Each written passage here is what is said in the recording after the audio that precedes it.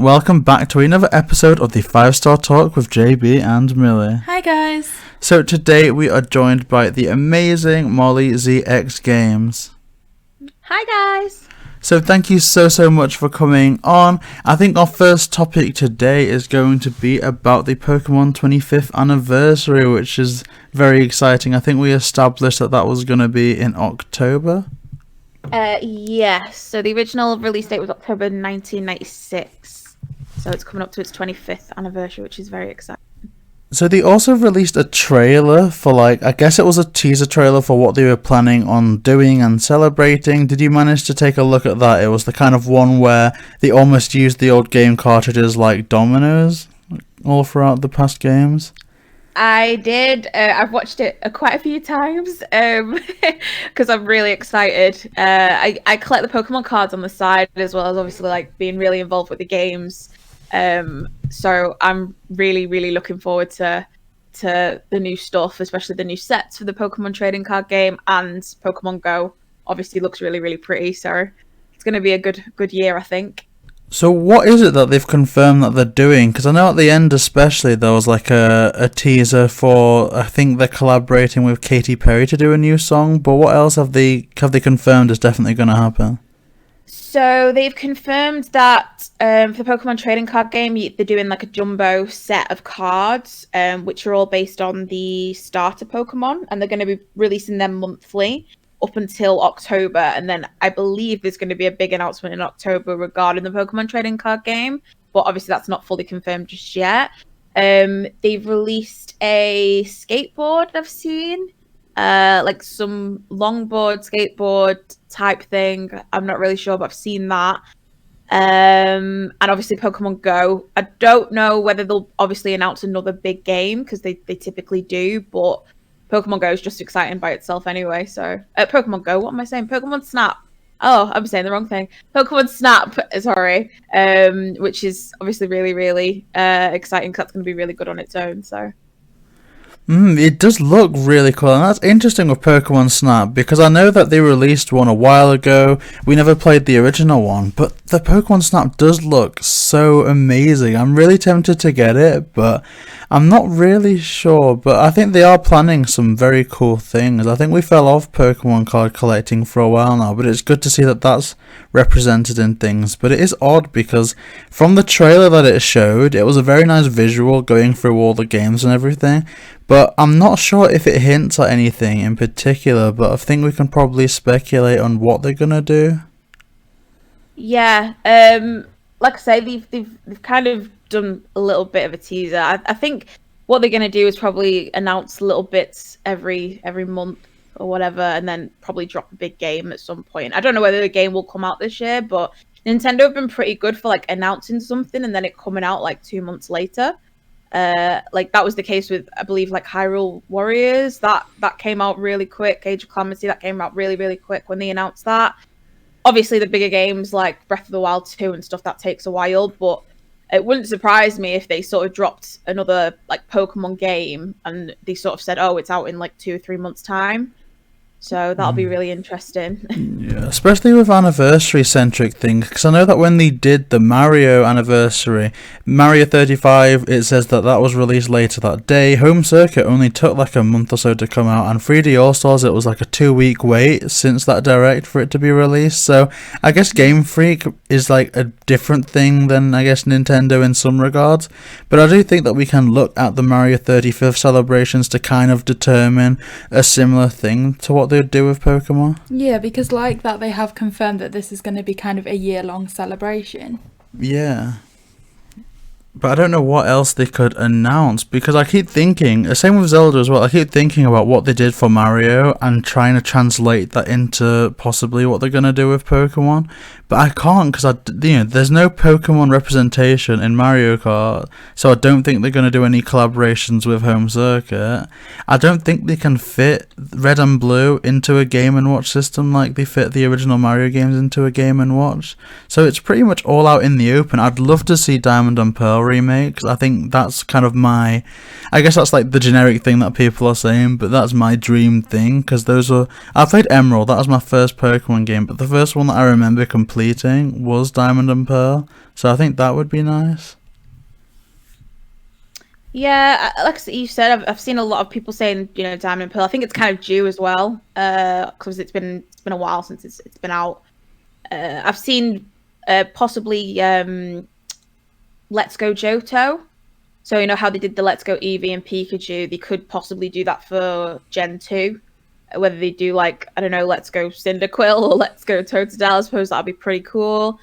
To be honest, I'd really like to see them bring some like Pokemon hats to Animal Crossing, because I think that would be really dope. So that's kind of that'd be amazing as well, because they have said that for the Mario anniversary they are adding some things into Animal Crossing. I believe it's March time. We're expecting some kind of Mario inspired items in the game, so I do feel like they could do that with Pokemon as well. That would be amazing, because we were watching some of your videos again and saw that you were working on a forest area that was Pokemon related, and I just feel like that would fit in especially well with your island. That would be amazing to see. Honestly, I'd be so happy if they released like a full Bulbasaur outfit, because I'd just run around in it constantly. Yeah, that would be amazing. Oh, see, I don't know how far they'd go into it, but there's iconic, Pokemon such as, I guess, Pikachu, Meowth, and those. I'm almost wondering if there's a possibility of them releasing new like islanders based off those designs, like an electric mouse, or the Meowth cat with the kind of totem on their forehead. I was literally just thinking the same thing, because they have Alfonso, who is Mario inspired. They have like a Mario t-shirt and that sort of thing, and so it's kind of like, surely they could do something similar for Pokemon, and just how cute a Bulbasaur inspired islander would be. Yeah, oh my god, I that would actually get me really hyped. I'd be so hyped for that, because I just think the designs would be so cute. Like, I don't know if you realize this, but every time I tend to find new islanders, I'm always like, I'd probably cry and have a nervous breakdown at how adorable that the characters would be if they did that. I mean, it's actually seems quite practical to do, because I can even picture the outside of Bulbasaur's house. So you could have kind of like a blue house with some kind of green finishes, be it like green bricks at the bottom or something, and just how cute that'd look near like a little pond area or some kind of water area. Or, oh my goodness, the starter that I chose for Sword JV, how cute would that be in like a forestation area? Yeah, that was Grookey. Oh, and there's monkeys in the game as well, so Grookey could totally fit into that vibe. That would be perfect. Oh my gosh. It's such a good idea. I guess it would be a bit odd though to have them so inspired by that and they're just running about talking, I guess, which is why my first instinct was to go with Meowth. You could have like a little cat in like a Team Rocket t-shirt. I guess that would be cool.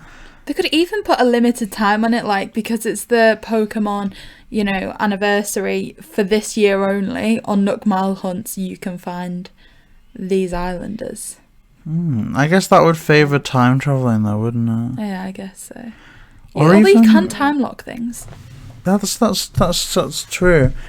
I don't know how far they'd go into it though, because if you think again, Mario's like the biggest name that they have in their mind, I guess, and it's they announced that in the same Nintendo Direct, and that's not going to happen until I think it was even March or even May.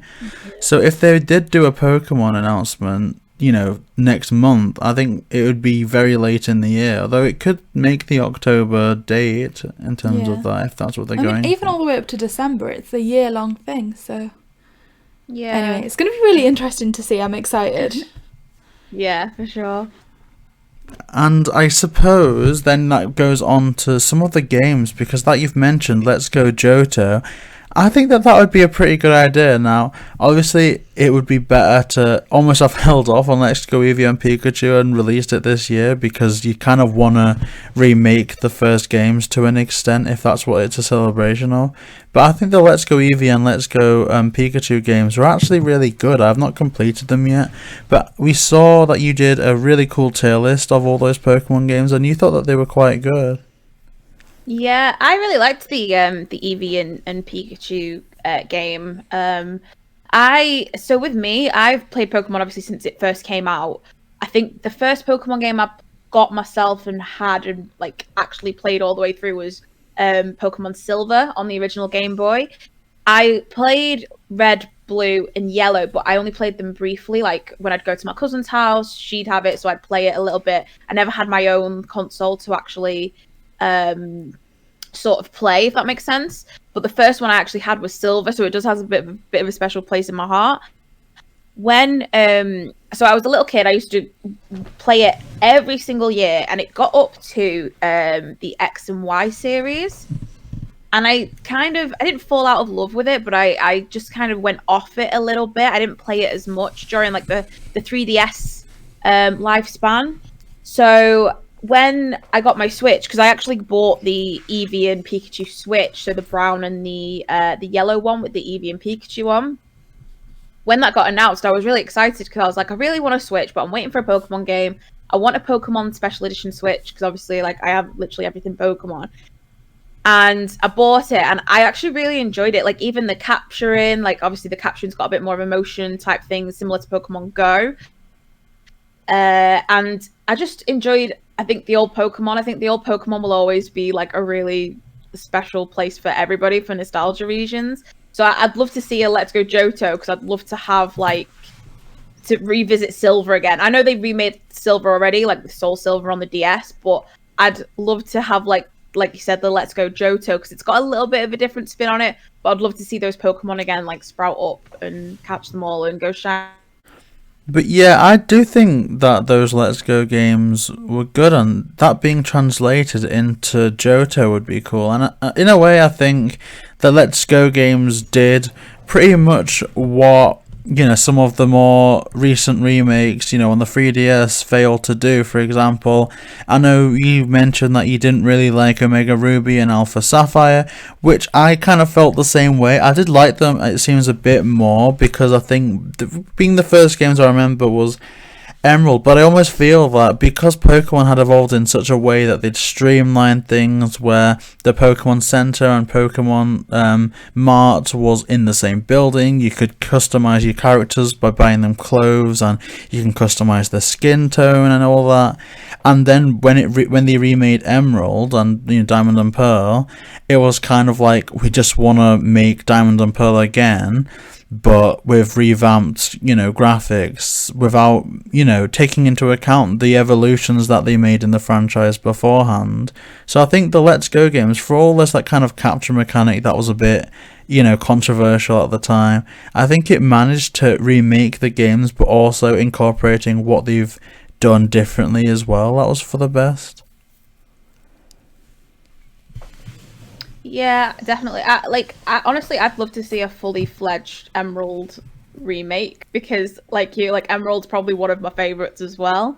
Going to that tower and finding Rayquaza, like, it's always in my mind. I spent a lot of hours on that game, so I think it'd be cool to see, like, those Pokemon, you know, with the Dynamax and everything as well. So I'd honestly absolutely love an Emerald full-blown remake, but I just don't think it will happen, because, just like you said, I think Diamond and Pearl will probably be sort of the next ones, or possibly Johto. See, I think it's fair to say that Emerald's not really even been mentioned, sorry. Oh, sorry, no. I was just going to say, I think it's fair to say that really anything could happen with the Pokemon anniversary, because I know JB said earlier that kind of Nintendo sees Mario as the big kind of standout thing, but something that you were saying I picked up on, and that was about the Pokemon Switch that you've got. So Mario haven't got their own Switch yet. That's due to come out, I believe, in the next month, JB? Yeah. Whereas, like you said, there's a Pokemon one, and just taking a quick look at that, it's so much more advanced, I personally feel, than the Mario one. Because the Mario one's just some block colours. It's just predominantly, you know, part of it's a block blue colour, part of it's a block red colour. That's kind of it. But just looking at the Pokemon one that they made, they've got some really nice images on the dock. There's the different colours of the Joy-Cons. I feel personally like more effort went into the Pokemon one than's gone into the Mario one. I feel that aesthetically it looks a lot better. And so I just feel like given that they've already made these steps with Pokemon that's yet to come for Mario, they could in fact push this anniversary further than they did with the Mario one, just because I feel like there's a stronger basis there, and especially with the Switch, which is kind of like Nintendo's current console, because I just feel like there's been a lot of Pokemon games for the Switch. Like, you know, there was Sword, there was Shield, some of JB's games that you liked from that had been remade. Was it the Pokemon Dungeon one that you liked, JB? Oh yes, Mystery Dungeon DX. That, oh my gosh, I love that game. I just feel like they've been doing some really good stuff on the Switch that perhaps Mario's yet to catch up with, so that I know JB was looking at it as a comparative, but I feel like the Pokemon one could go further than the Mario. Yeah, another thing to like touch on with that as well is, obviously, I know it's not based on the Switch, but the trading card game at the moment is the biggest it's ever been for a while. Obviously, I don't know if you guys know much about it, but with obviously Logan Paul originally starting it on the YouTube channel, buying the base set, the hobby's kind of extended to a really vast amount of people that would never normally obviously collect it. So Pokemon card value is actually going up a lot in price. So I think, obviously, with all that in mind as well, they kind of realized that Pokemon's kind of a really hot thing right now. So it's lined up really well for them with the 25th anniversary, that they should possibly do something like a new game, a big new game, obviously minus Pokemon Snap, to push it out, because they've got a really big opportunity for it, really. I mean, it is so nice to see the return of the trading card thing, because I remember that so prominently from my childhood. My brother's room was always a mess with Pokemon training cards. Like, you'd walk in and there must be at least like 20 or 30 scattered around the floor. They used to collect them. They had thousands of them. They had just so many. So like, and oh my gosh, that must have been like, when my brother still lived at home, that must have been like, what, 10, 12 years ago? It was a massive thing. Even going back to school days, like, I remember it got that bad. Like, so many people were bringing them in that our school actually banned them entirely. It was. I don't know. I don't know if it was like an age thing and that it's just come back into like mainstream popularity. But I remember back in like my childhood, it was so prominent. I think I've still got like one of those old ancient Mews laying around somewhere. Like. Yeah. It's crazy. Like, it's absolutely crazy how much it's grown in the past like year. It's honestly insane. It's little specific cards, that have like shot up in value, or sets that never really used to be worth anything that have shot up in value. Even the new set, like the newest set, is called Vivid Voltage, and they had a printed shortage on it because of COVID. And basically that set is shot up in price, even with it only coming out like a few months ago. It didn't come out long ago, and trying to get them now at the moment is literally impossible. It's like trying to find I was going to say one of the new consoles, but that's a little bit dramatic. It's trying to find something that you just can't find anywhere. Like, it's really difficult to find any of the packs for the new set. So like I said, I think it's really lined up well for them with the 25th anniversary, and I think it'll be a really, really good year for them. I think it's, unanimously across Nintendo, like you were saying about the trading cards, because we collected the Animal Crossing amiibo cards, and it was exactly the same with them. So they were printed a while ago now. I think it was 3 or 4 games back for Animal Crossing. And because of Nook Mile tickets and stuff, and being able to just invite them through the card instead, they kind of started to get a real kind of following again. And honestly, you were looking online at paying about £30 per card, just because there was that much calling for them, to the point where they started reprinting Animal Crossing cards. And there's been lots of conversations about doing a new series of them. I don't know, I just feel kind of like, maybe if it's just a generational thing where like people are getting nostalgic from their childhood, and they're now at the stage where they're getting a bit older, so with like their own finances and stuff, so they're like looking into things that they used to like. But I do feel like across Nintendo, it's kind of a big thing that the trading cards are becoming so prominent. Yeah, well, we had a big part to play in it. A lot of people obviously staying home, they've been sort of researching, watching videos, and they've been sort of like, they want to take part in that sort of thing too.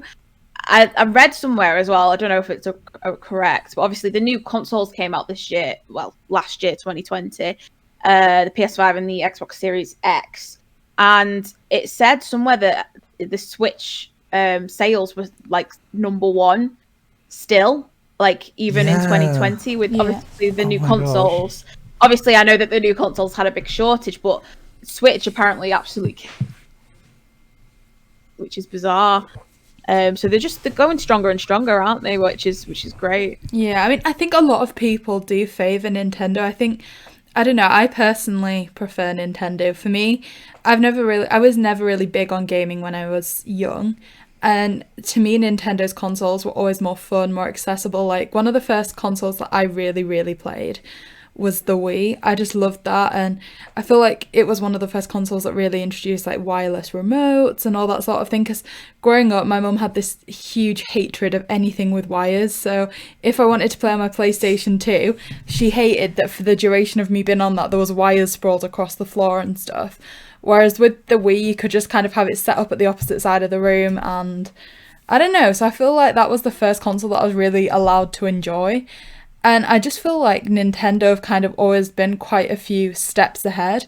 I know for JB that one big thing about the Switch was that there were some games that he could only ever play handheld when he was a child, and now he got to see them on the big screen because they were ported over. Likewise, games that were only available on the Wii, he could now play handheld. And so there was just a lot of kind of like big things that the Switch has done that I feel like maybe Xbox and PlayStation can't necessarily compete with. I do think that they've got a different audience, but for me personally, I think Nintendo's kind of the franchise that I like the best. Yeah, I think everyone will have like a Nintendo console. Like, most people have a Nintendo console, even if they're not really, big on gaming. I own everything because I don't do anything else but play video games. But I've always, gone back to Nintendo, and especially like Pokemon's the big selling point for me. Pokemon's always been the big thing for me to go back to Nintendo. Funnily enough, this Animal Crossing game was the first Animal Crossing game I ever played.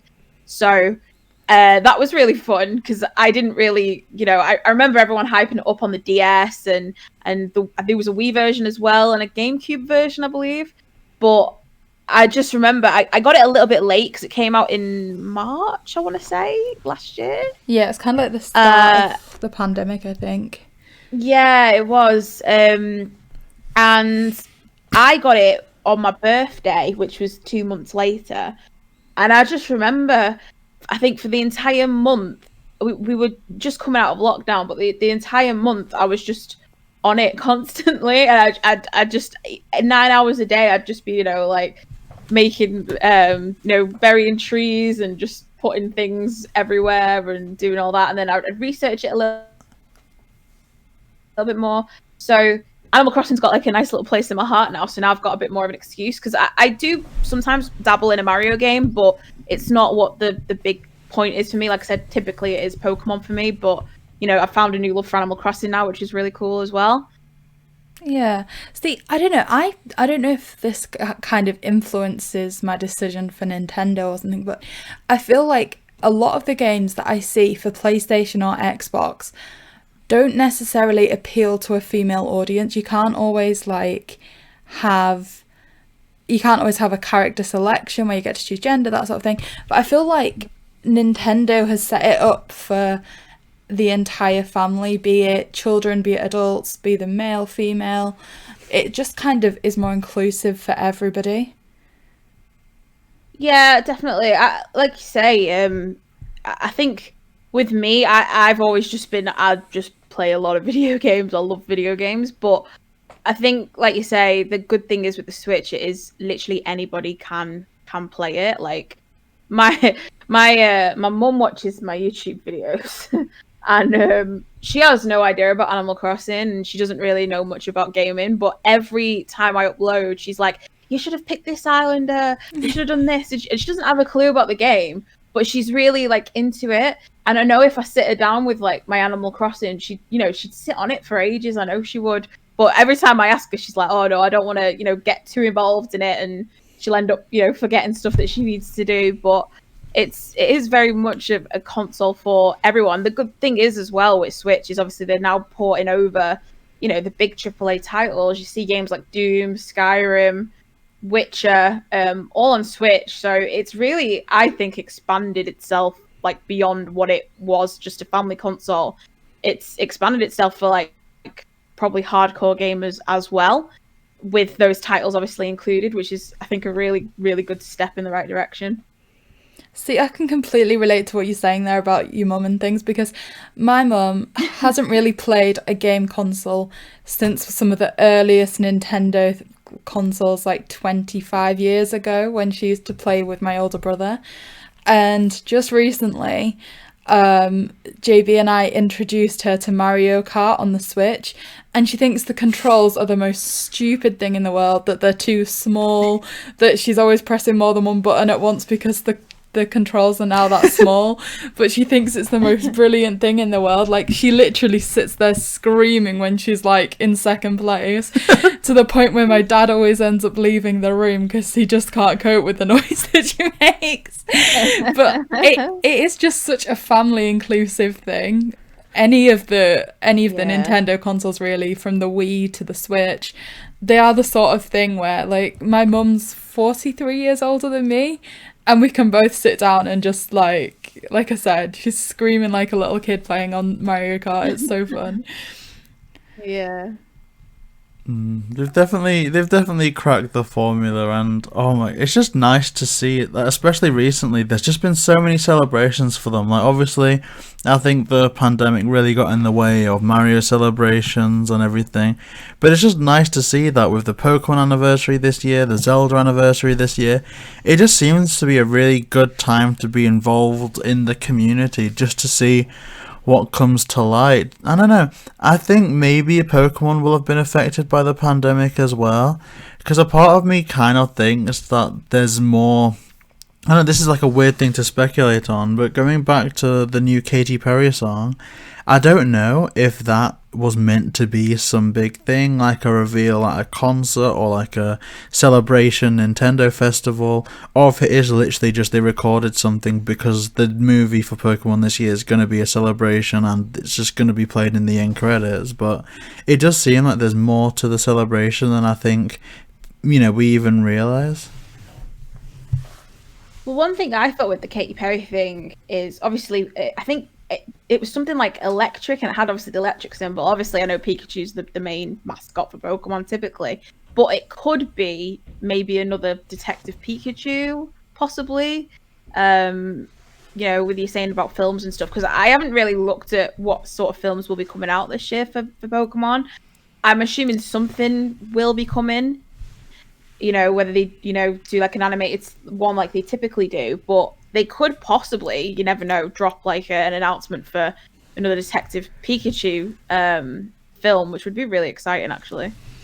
I think it would be, and I don't know, I feel like 4JB was kind of looking at the one angle there of maybe because of, the coronavirus, things have been held back, but in some regard, Nintendo's actually got a really big boost from like people staying at home, because people seem to invest in Switches so much more last year. Like you were saying, it been completely outselling any of the new consoles, and the same with Animal Crossing. Like, it literally smashed all the predicted figures, and a lot of that seemed to be that people kind of expressed that they felt like it was almost like they could go outside again, they could spend their time outside again. Like, I know JB and I once walked around the museum on Animal Crossing together because it was like being able to go out to an aquarium again or something. So in some regard, it's given like the world of Nintendo a real boost. But then, like, you and JB have also said, there's also the contrast of, the limited in what they can do in terms of, they can't hold concerts like JB was saying with the Katy Perry song. In terms of workspaces, they can have less people, so maybe there's not the same productivity and things are taking longer to manufacture and that sort of thing. So it's kind of like a bit of a contrast, but I feel like we may see that the Pokemon one won't be really held back in the same way that Mario was, because this has been happening for a year now, so people have started to kind of adapt around it a bit more, whereas it kind of was right at the start of the Mario anniversary, so it kind of rocked things from the start. Yeah, especially with the Tokyo Olympics, it's just from like the past of Nintendo, they really don't usually do these big collaborations unless it's for a big reveal. Like when they collaborated with Galantis and I think Charlie CX, that was for the trailer of Super Nintendo World, which was like the massive theme park that they're opening up in Japan and they're bringing it over to America.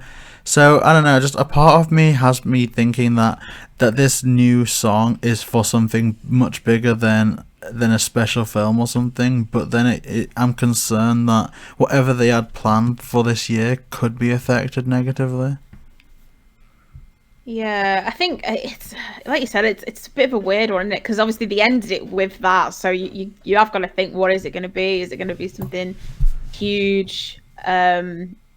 I don't know. I'm very excited, but I think like Millie said that the Nintendo have been like kind of all over it. Like I mentioned a bit earlier, when they kind of announce a game and bring it out 2 months later. So with obviously the 25th anniversary coming up, they must have had something like underlining this, like for a while.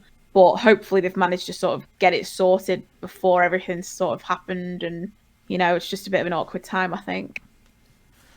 So in terms of what else they could do, another thing that's been heavily speculated upon is the Masters Collection, which is like a collection of free games. I guess that would be the Red and Blue games and the kind of first free generations. What are your opinions on that, if it's possible or not? What, so like a sort of just a retro port over, do you mean? Yeah. Is that what? Yeah, because they did that for 3DS, I think. They did that a while back. I don't see it. I see it being a possibility. They could just, drop it on the eShop, like literally.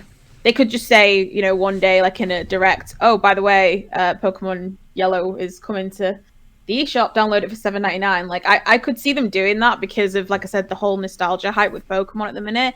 It would be a good idea too, and I think a lot of people would actually buy into it. So you've talked about what games you like to see ported over, and we watched some of your tier lists, one of which been the Pokemon ranking ones.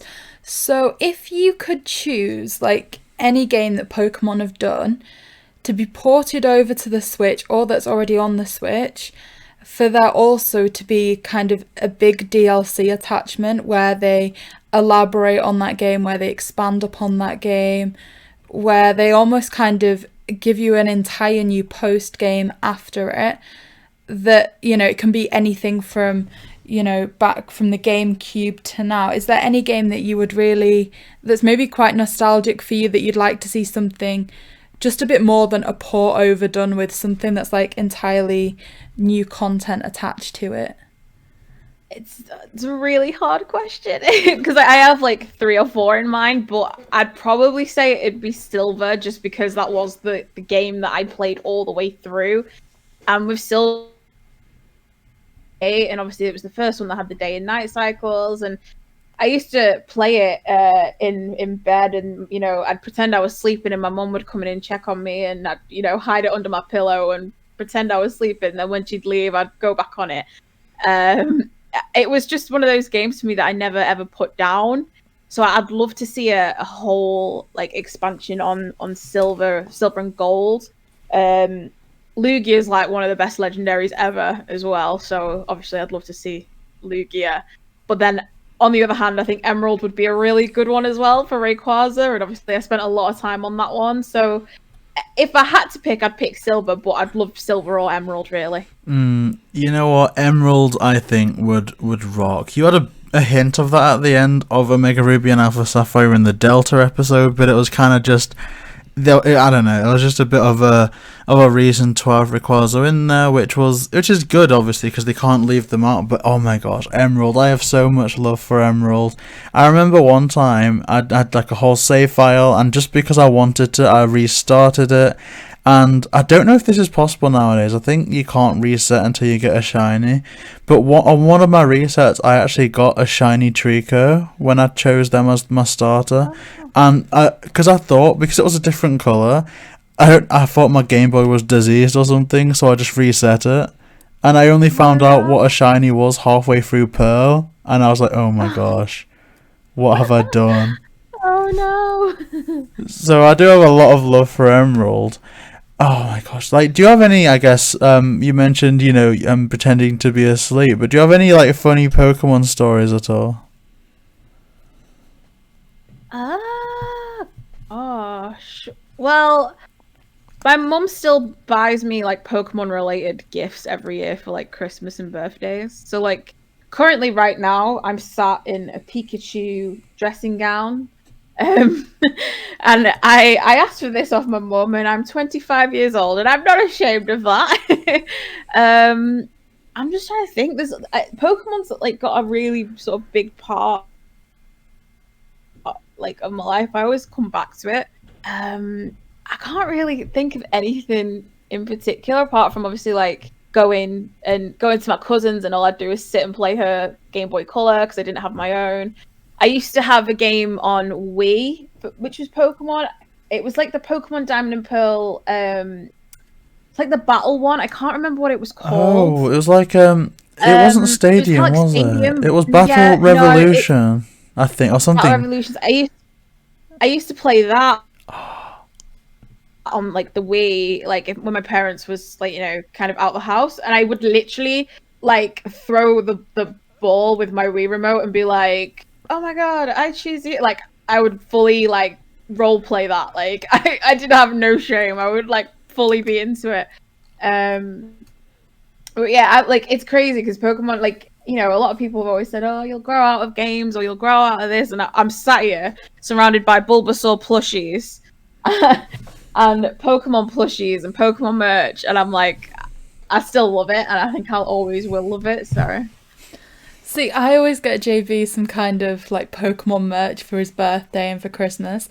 Some of the things that I got him was like, you could get these nano blocks where you built your own kind of Pokeballs, and they open up and there's a Pokemon inside. Yeah. So there's some of the things that like, I mean, like we have like a little shelf with all this kind of gaming stuff on, and there's those there.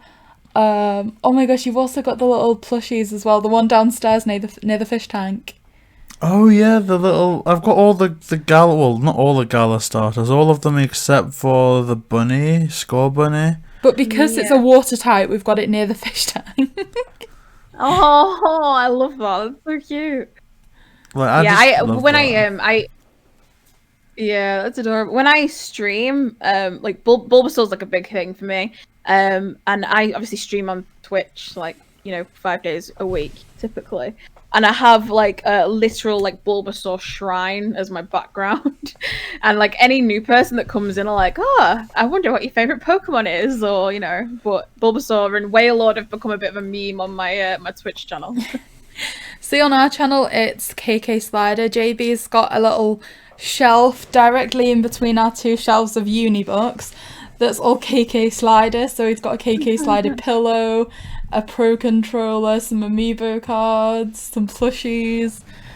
And it's all about KK Slider for you, isn't it, JB? It is. I love that. You've even got a KK Slider t-shirt, right? Well, I just, it's just all KK Slider. I think they're just an icon, really. But I suppose, going back to not necessarily funny stories, but just like achievements in general, do you have like any memory of the first shiny Pokemon that you found, or I guess a shiny Pokemon that you found recently through breeding, or just, I guess, chance finding, that you're just like really proud of, like you go, that's a really cool shiny? So, you know what? I never ever, all the years I played Pokemon, I never got a shiny Pokemon up until Sword and Shield. So I think I got one in Let's Go Eevee actually, so I'm lying a little bit. But properly, I'd say Sword and Shield. Obviously, they had a different system on Let's Go Pikachu and Eevee. And the first shiny that I went for was a shiny Flygon. and it took me 1,024 eggs, but it was worth it because my Flygon is so pretty. And then after that, I was like, right, I'm gonna go for Bulbasaur straight away. And you know, my housemate was like, "Oh no, give yourself a break, give yourself a break." Because this was during, you know, the pandemic and stuff, so I didn't exactly have much to do. But I just used to sit there and watch TV and have like the Joy-Con in one of my hands and sort of just have the sort of you know, the tablet up, resting on something while I was watching TV and, you know, running around with catching eggs. And I got the Bulbasaur in about 20 eggs. Wow. And I was like, oh my gosh, like I got it in literally like the same day. So now I was like, right, okay, who can I go for next? So I wanted to go for the shiny Wailord because I love the big pink whale. I think he's so iconic and fabulous. So I did that and it took me like 1,700 eggs. So I was like, I must have been so lucky with the Bulbasaur. But yeah, I've got quite a few on the Sword and Shield. I've got like I've got a shiny Umbreon, Sylveon, Wooloo, because Wooloo's my favorite new Pokemon out of the, you know, the new gen. I just love Wooloo so much. Oh, and they're literally like a black sheep, aren't they, in shiny form? Yeah, they're so cute. They're so cute. I've got, who else have I got? I got a shiny Pikachu. I've got about 10 or 12 shinies on Sword and Shield, which I'm really proud of. But Bulbasaur's like my favorite, obviously, because I've just leveled him up to 100 and he's got an Everstone, so he doesn't evolve. But he's really cute. See, one of my favorite Pokemon memories is JB trying to breed shinies for a video. So when the first DLC came out for Pokemon Sword, he'd like leveled all his team to like 100. So he was like, yeah, I need an entirely new team before I do this, because otherwise it's just gonna be not even fun to consider playing. So he was like, I'm gonna try and get a full team of shinies. And the amount of time that took, and I remember him getting his first one because it had taken you over 1,000 eggs as well, hadn't it? And you literally ran around the house screaming every time you got a shiny. And I think you spent a good 4 weeks just trying to build up a team, didn't you? Yeah, well, some come easier than others, and that's the thing. Like, I got a shiny Rockruff in, like, you know, 30 eggs, and I loved it so much. And then I went for a shiny Noibat, and that took at least 5,000 eggs. It was a commitment.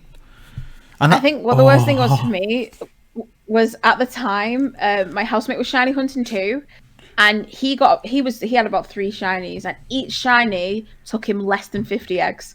So he'd be getting like shiny Dreepy, he got shiny Gyarados, and I was just like, oh my god, like each one literally took him less than 50, and he got a Bulbasaur as well, and I was fuming because I'm there like trying to get this Flygon still after like 4 weeks and I still haven't got him yet. Did you both have the shiny charm? No, neither of us have got it. Oh gosh, because I only just got that recently.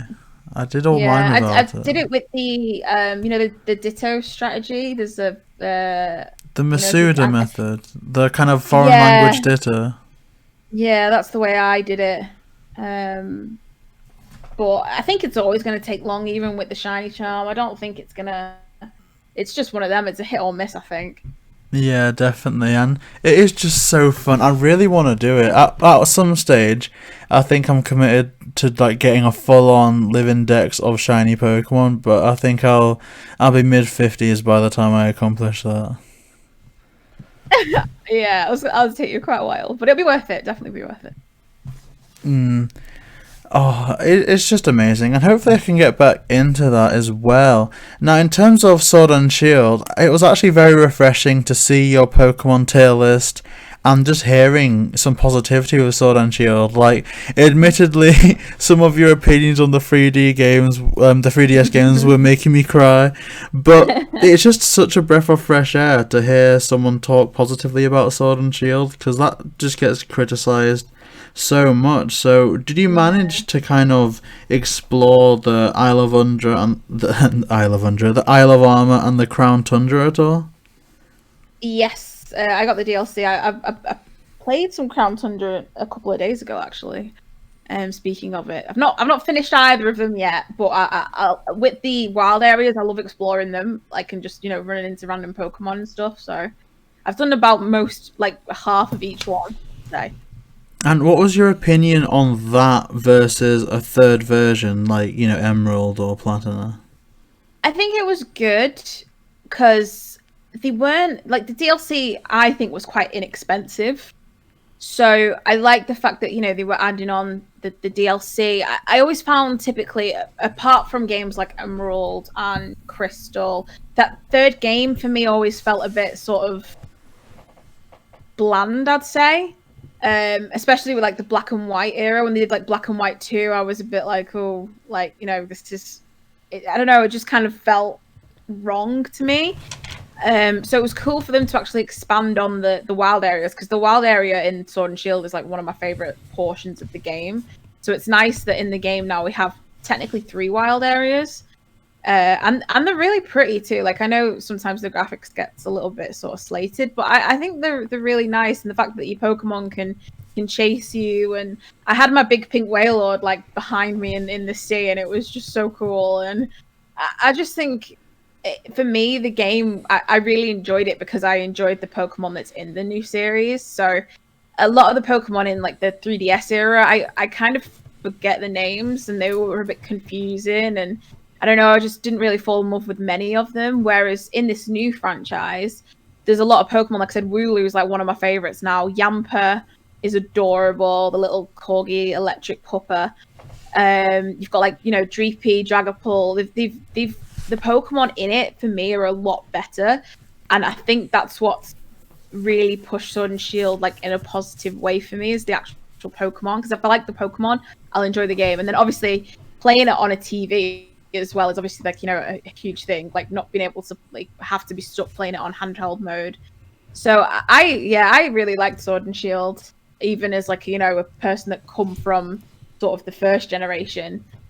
I'd always want to go back to the first generation, but I really enjoyed Sword and Shield in general. So 100%. And I don't know why, because the thing about Sword and Shield is I actually completely understand the hate for it, or the kind of criticisms for it, and yet something about that game pulled me in a lot more than so many of the previous games. Like X and Y, I really enjoyed. In fact, you know, that was one of the ones that I played through when I was in hospital a few years ago. Omega Ruby, Alpha Sapphire, a remake of Emerald, which I loved.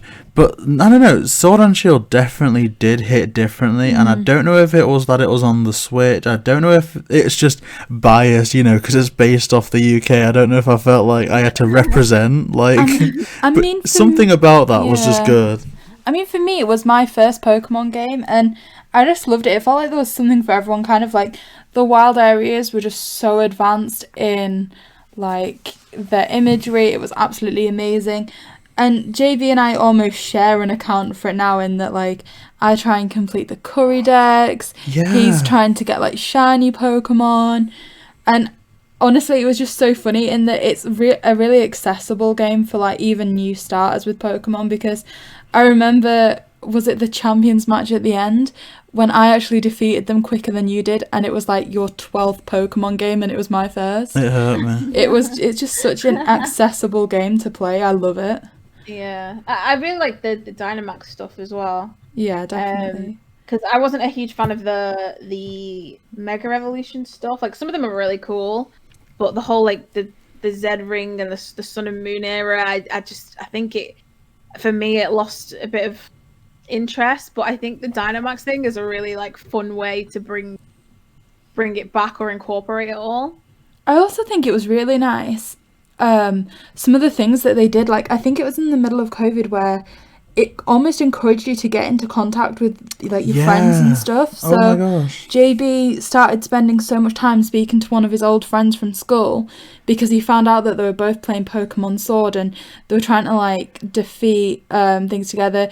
There was the one where they tried to get the entire community together, and if you defeated a certain amount, then you all unlock this new Pokemon. The Zeraora. Yeah, I just feel like they worked really hard to kind of get people talking at such a difficult time, that they actually, I just have a lot of praise for them as The max as raid fans. battles, I think that's a main reason, because before you could play online, but it was just battling and trading, which was still great, but I think for me personally, trading was more of a thing that I'd kind of try and get my younger brother to do with me, because some Pokemon only evolved through trading, and from that I didn't really do much trading. But max raid battles were just so amazing, and they kept the community alive. Like, they do new rotations pretty much like every other week, and I think that that's a big reason why it's stuck with me more than any other Pokemon game that I can remember.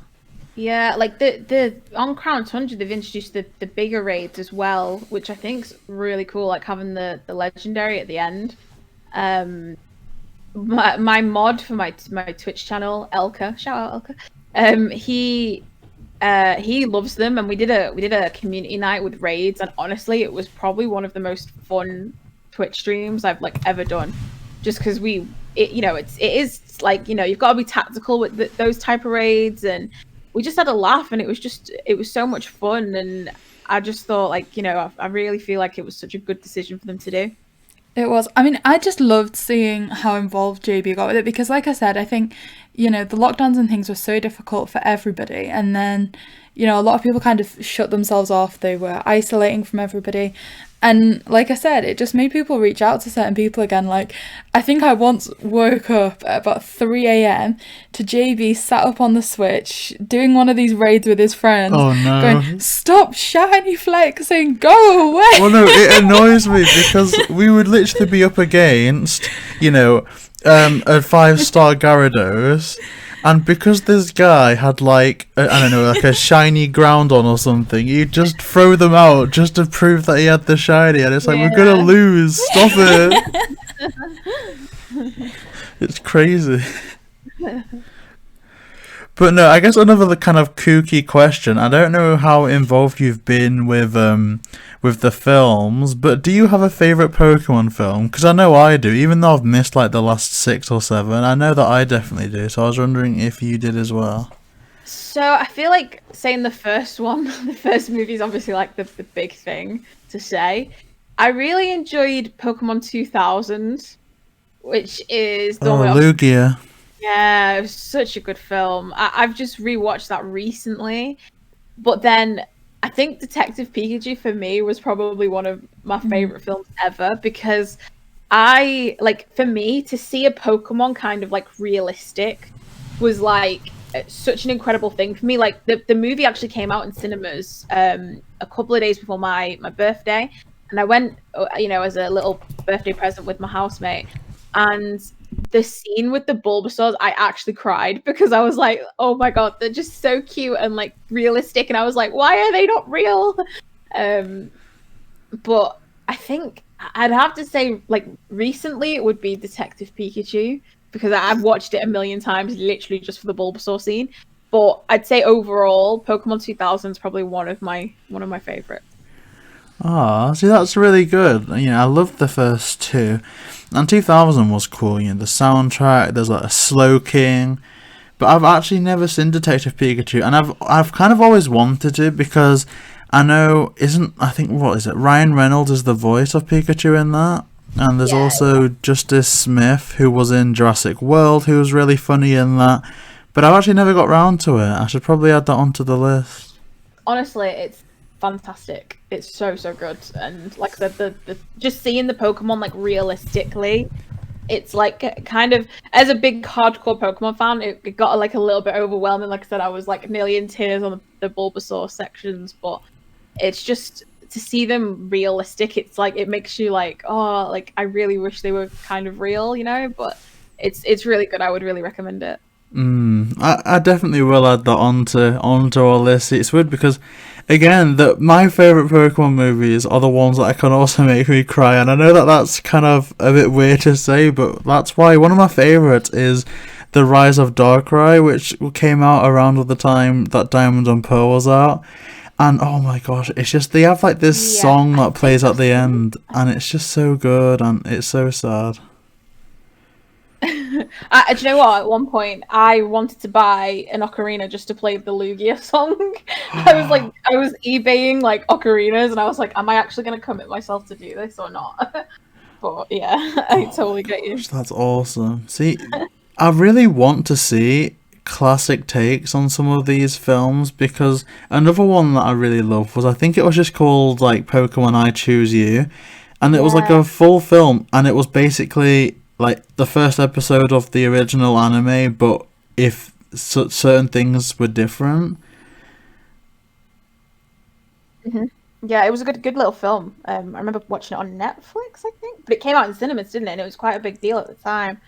I think that was for another anniversary, actually. Thinking of it, but I don't know. Don't quote me on it. But yeah, they recently as well sort of remade the first movie.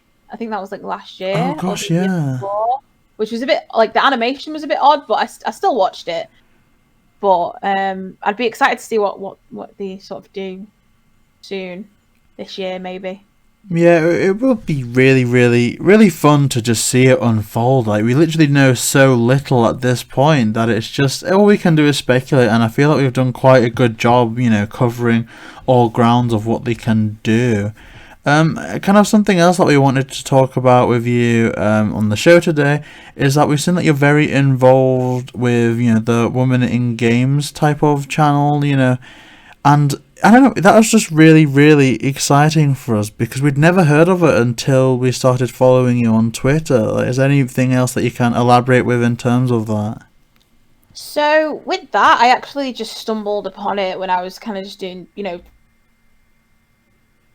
typical research on, gaming in general. I do a lot of like sort of admin stuff for content in general, and I stumbled across it, and it was like an application thing, and it's for people that like work in the gaming industry. That's obviously typically women, and because I work in a just like a video game store, but it is also for women who are looking at expanding or getting more involved in the gaming industry. Obviously with my Twitch and YouTube, that kind of coincides with that as well. So yeah, it was something I applied for like not very long ago, and obviously they accepted me, and it was kind of really, really cool. They do sort of meetings and stuff. I've not been as involved in it until sort of like this year. We did they've brought out a Twitch channel, so I did actually, it's been a really crazy week for me this week, and I actually played Pokemon, and they've asked me to stream on there every other week now, like permanently. So that's really exciting. It's something like extra for me to do, to be a bit more involved. But yeah, it's just kind of like a really cool way to kind of get a lot of women sort of together, and from all different jobs and different backgrounds in different countries. Like, I don't know if you went on the website and seen the list, but there's a lot of women on there from all over the place, and they also help like with if you do want to move your career, or if there's anything that you need, like that they're so sort of helpful, and it's a really good little network to be a part of. I think it sounds amazing because through this channel we've established so many connections with people who so many amazing women who are really kind of pushing with gaming. We have this one amazing friend from the channel called Harley who has been into retro gaming all her life, and she's got a Twitch channel, she streams, she's got a YouTube channel. I just know lots of people that I think this podcast, especially this section, is going to be really kind of important to them. So where did you find that application form? So like I said, I was just kind of doing some sort of research. I was just kind of looking at not so much like sponsorships, but kind of like next steps for me I could take with my content. I do tend to do that quite a lot often. I like to see if there's anywhere sort of taking on anything, or if there is anything I can sort of go for. And I stumbled across it, and I looked into it, and there was a lot of, when I looked into it, a lot of social media accounts are sort of attached to it. So I'd find different women that have got different jobs all over the world, and they were all involved in it, and the applications were open, and I just sort of thought to myself, do you know what have I got to lose?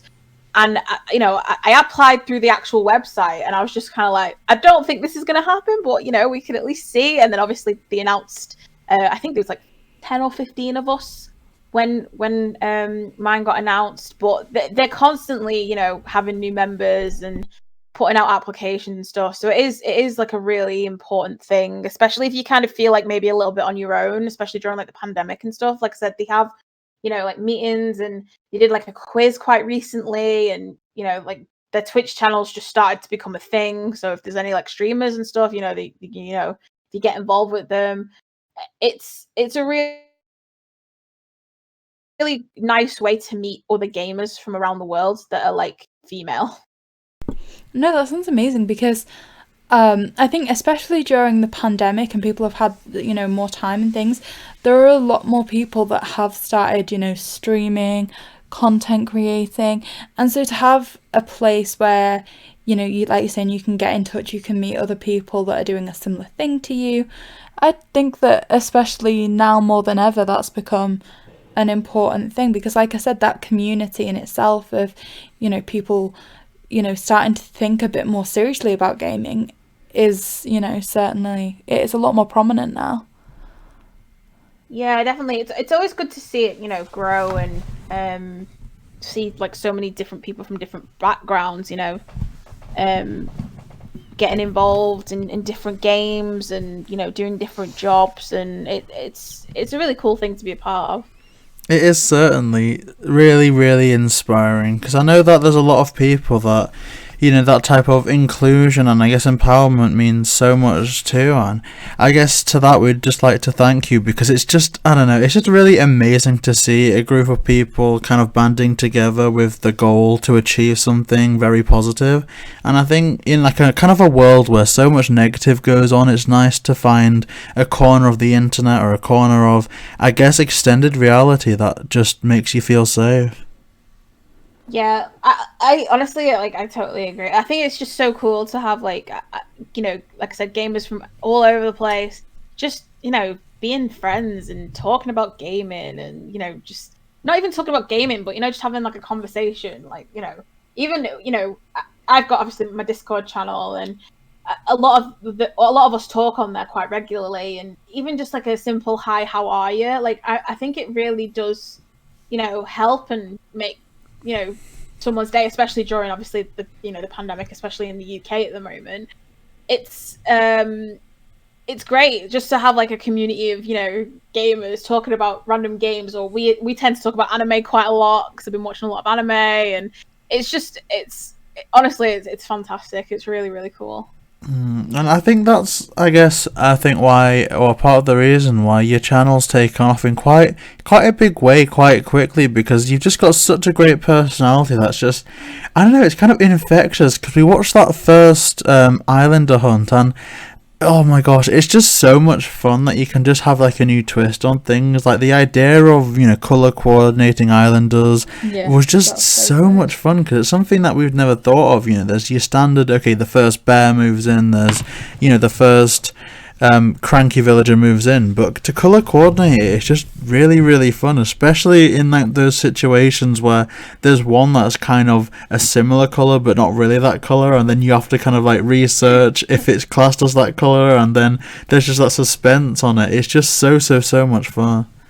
Yeah, well, thank you for that. That was really sweet. It was a really nice comment. But yeah, honestly, I just kind of thought to myself, what would be, obviously I wanted to get into, you know, Islander hunts and make it a little bit more special, and I was kind of like, what is the one thing that, you know, people don't really do? And most people tend to like dwindle it down to a choice. And I was like, what if I just don't have a choice and I get stuck with what I get stuck with, and it could be good or bad? And I thought that would be quite like an entertaining video, because I could get someone, you know, who isn't the greatest, even though I find most of them really cute anyway. But I figured it was just like a really interesting way. And like you said, I've been really lucky with the Animal Crossing stuff. It's kind of, you know, took off in such a short period amount of time, and I've made a bunch of like new friends off it, which is amazing. And getting a bit more involved in the Animal Crossing community from, you know, just playing it last May. You know, I've not been long into Animal Crossing, so yeah, thank you so much. That was really sweet. I guess I've got a question about the Dreamy Hunts. So I've done a few Dreamy Hunts myself, and there was one time when I was looking for Christmas related islanders, and Maple was one of my absolute dreamies, and I found her, but I had to leave her behind because she didn't fit in the category that I was searching for at the time, and obviously it was for a recording. So has there been a time when you've had a category and like you found somebody who you really wanted on your island and you had to leave behind? Like, which one's been the hardest one to let go? Literally every single hunt I do that's color coordinated, someone I want comes up. I think the one that hit hard the most was the blue hunt for me, because I came across Cherry and Zucker, and I wanted both of them. Like, literally they were one after each other, but Cherry is like one that I really, really want, because I like kind of like the Halloween-y type characters. And I was really upset because obviously I was like, you know, why are you not called Blueberry? Why are you called Cherry? Why are you Red? It's so annoying. And I've not come across her ever since, even on the Red hunt, which obviously I could have come across her on, and I could have come across her on the Halloween hunt as well. So I'm just kind of like, I don't know what more I can do to try and get her, but I just don't think it's going to happen. That is so difficult. Oh my gosh. It is so hard to let them go as well. Like when you know that you've been looking for them and then they're there, but also because you've dedicated yourself to this stream, you can't do it. But on the flip side of that, which is the one that you've kind of like you've been doing, say, a colour dreamy hunt and you've come across one that fits the colour you were looking for, but it was also kind of one that you didn't want? Which one was like the most reluctant to accept?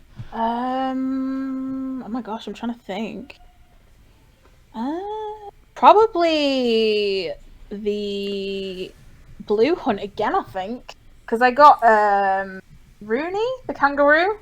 I'm not a big fan of the kangaroo. Like, there was nothing wrong with him, but all the other hunts I've had someone that's like okay, like, you know, kind of better than average, and I just kind of thought Rooney was a little bit average. But I know a lot of people like Rooney, so I don't want to badmouth Rooney. There's nothing wrong with Rooney, he's great, but I don't know, I think that one hit me hard because I came across Cherry, you know, a couple of islands before, and I got put with Rooney when I could have got Sherb that hunt as well, and I was like, oh, like typical. I'd get, you know, someone that, you know, there's so many good blue islanders that it's just kind of like I've been given one that's sort of kind of average. So I mean, there are so many cute little cub teddy ones like Blue Bear, Cody, that can be such a cute aesthetic that it's like, oh no.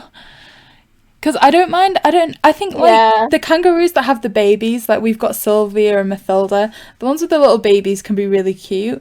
But I do think that, you know, Rooney and I think is Walt one as well, both look quite angry, and so it kind of is a bit of a bad aesthetic to sometimes have. I think with the blue one as well, because like I said, there were so many good blue characters. I was like, I've got more of a chance of getting a good blue character than I do like a kind of average character.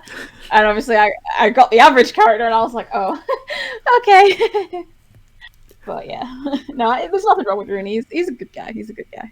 Yeah, it's difficult though, committing to that type of thing, but honestly, we really, really cannot wait to keep, I guess, an eye on the future of your channel, because again, we've just fallen in love with so many of your videos, and I guess I'm going to watch a Blue Dreamy hunt. Yeah. I guess on that though, do you have any other upcoming videos or plans for videos that you want to make in the future?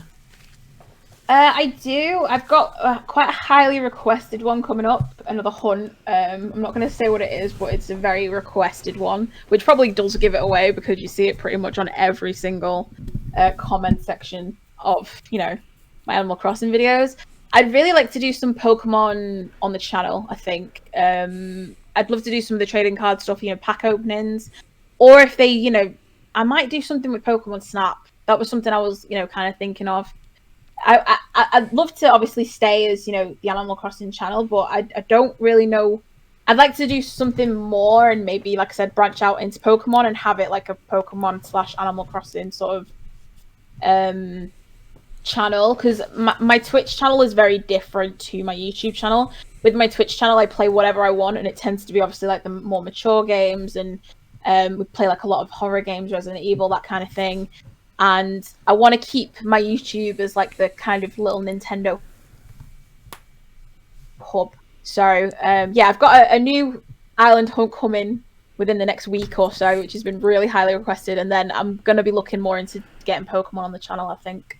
And do you have any like overall goals, like I guess be it a subscriber count or a view count or just I don't know something within the community that you're working towards, for 2021?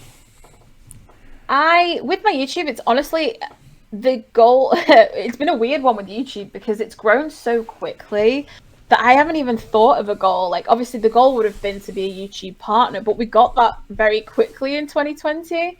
So I think I came up with some mini goals in my head, like, it'd be nice to maybe hit 3,000 subscribers by the end of 2021.